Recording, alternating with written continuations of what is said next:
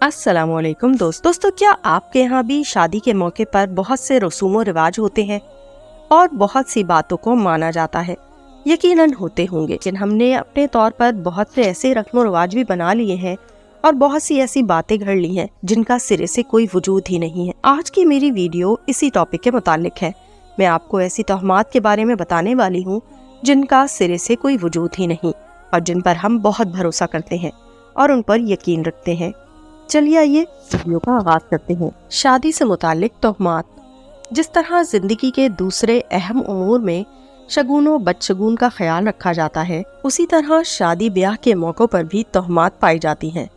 शादी की तारीख के लिए ख़ास दिनों का और ख़ास महीनों का ख्याल रखा जाता है, जैसे कि मंगल, बुध का दिन और सफ़र और मुहर्रम में शादी करना मनहूस ख्याल किया जाता है। इस तरह और भी बहुत सी तोहमात राइज हैं, जिनकी कुछ मिसालें ये हैं। हाथ में लोहे की छड़ी पकड़कर निकाह करवाना। दूल्हे के निकाह के वक्त उसे हाथ में लोहे की छड़ी पकड़ा दी जाती है और इससे ये शगुन लिया जाता है कि इस लोहे की छड़ी की वजह से उनकी अज़दवाजी जिंदगी आफातो बलियात से महफूज रहेगी। दुल्हन का छत पर जाना। शादी के करीब वक्त में दुल्हन को छत पर बिल्कुल जाने नहीं दिया जाता। इसके पीछे ये तौहम पाया जाता है कि छत पर जाने से दुल्हन को आफात और बलाओं का सामना करना पड़ेगा। दुल्हन के सर पर कुरान गुजारना।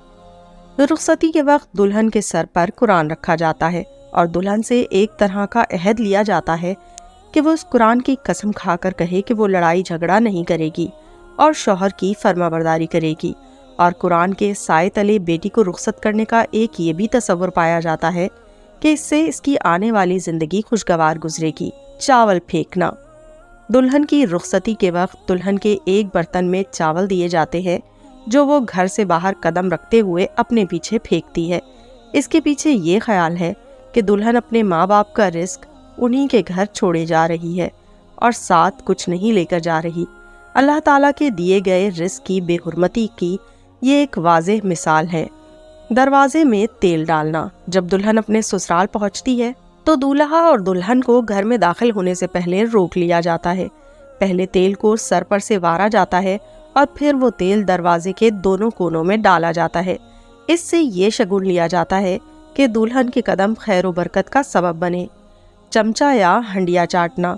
ये भी तसव्वुर पाया जाता है कि अगर कंवारी लड़की चमचा या हंडिया चाट ले तो उसकी शादी पर ज़रूर बारिश होगी या ओले पड़ेंगे।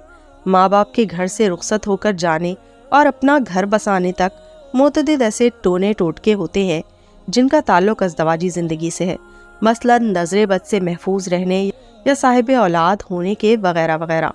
याद रखें, इन सब रसूमात व तोहमात का दीन इस्लाम से कोई ताल्लुक नहीं। खुद भी इनसे बचें और दूसरों की भी रहनुमाई करें। मैंने देखा कि अक्सर लोग सलात पढ़ते हैं और उठने से पहले जाए नमाज को एक कोने से मोड़ देते हैं। अक्सरियत ऐसा करती है। वो ऐसा क्यों करते हैं? तो अक्सर बहुत से वही जवाब देते हैं जो हम अपनी नानी दादियों से सुनते आए हैं कि जनाब अगर कोना ना मोड़ो तो शैतान सलात पढ़ने लगता है। मगर हैरत ये है कि आइंदा ऐसा करना भी नहीं छोड़ते।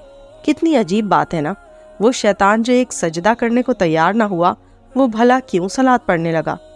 इसीलिए तो वो रंधा दरगाह कर दिया गया। ऐसी कितनी ही सीना बसीना तोहमात हमारे आबा और अजदाद से चलते चलते हम तक पहुंचती हैं, जिनमें से किसी को भी तारीख़ इस्लाम में कोई अहमियत हासिल नहीं। लेकिन अफसोस है कि वो हमारे कलमा गो घरानों में बड़ी शिद्दत से अपनाई जाती हैं। मसलन, रात को झाड़ू न दो, घर खाली हो जाएगा।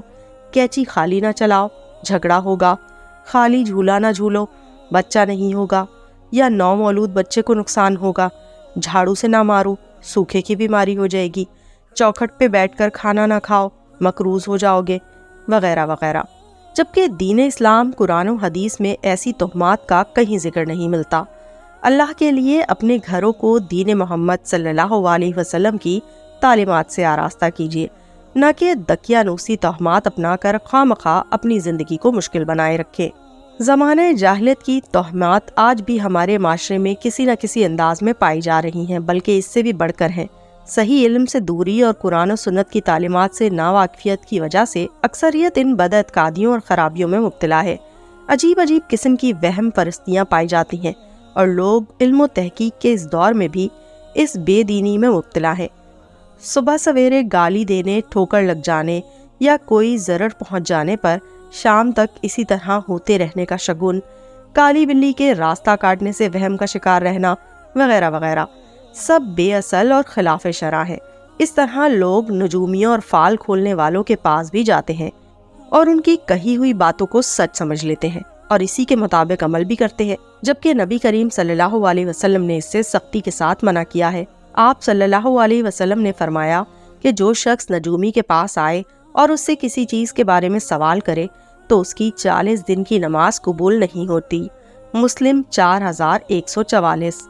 اسلام نے روز اول ہی توحید خالص کی تعلیم دی اور انسانوں کو بتایا کہ خیر و شر، نفع و نقصان کا مالک صرف اللہ تعالیٰ ہے، اسی کے ہاتھ میں عزت و ذلت، کامیابی و ناکامی ہے، وہی فیصلوں کو نازل کرتا ہے اور اسی کی اجازت اور حکم سے دنیا میں واقعات اور حالات رونما ہوتے ہیں، وہی چاہے تو انسان کی مراد پوری ہوگی اور اسی کی مرضی سے آسانیاں اور سہولتیں انسان کو نصیب ہوتی ہیں۔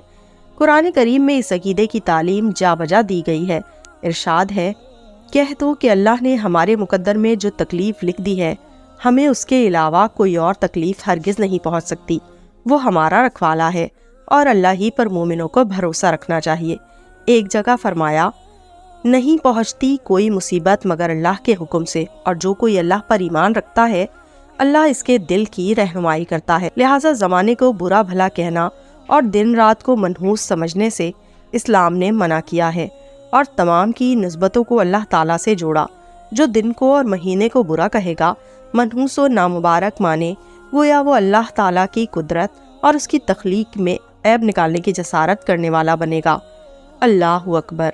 لہٰذا ان تمام باطل خیالات اور غیر دینی چیزوں کا خاتمہ کرنا ضروری ہے اور عقیدہ توحید کو مضبوط سے مضبوط تر کرتے ہوئے اللہ تعالیٰ کی قدرت اور اس کی حکمت پر بھروسہ رکھنا چاہیے، ورنہ بدعقیدگی اور توہم پرستی ہماری ایمانی جڑوں کو کھوکھلا کر دے گی۔ میری دعا ہے کہ اللہ مجھے اور آپ کو اس طرح کی توہم پرستیوں سے محفوظ رکھے، آمین ثم آمین۔